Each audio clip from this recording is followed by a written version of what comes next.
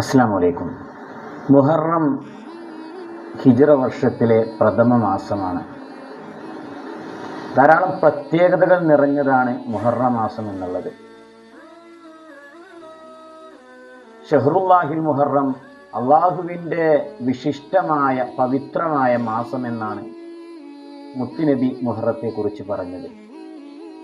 ഒരിക്കൽ മുഹറം 10 നോമ്പിനെ കുറിച്ച് മുത്തുനബിയോട് ചോദിച്ചപ്പോൾ നബി സല്ലല്ലാഹു അലൈഹി വസല്ലം മറുപടി പറഞ്ഞത്, മുൻകഴിഞ്ഞ ഒരു വർഷത്തെ ദോഷങ്ങൾ രാജാതിരാജനായ പടച്ച റബ്ബ് പുറത്തു കൊടുക്കുമെന്ന്.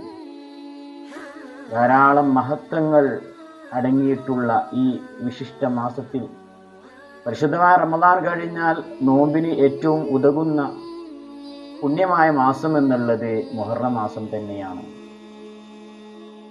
നമുക്ക് ഉപയോഗപ്പെടുത്താം.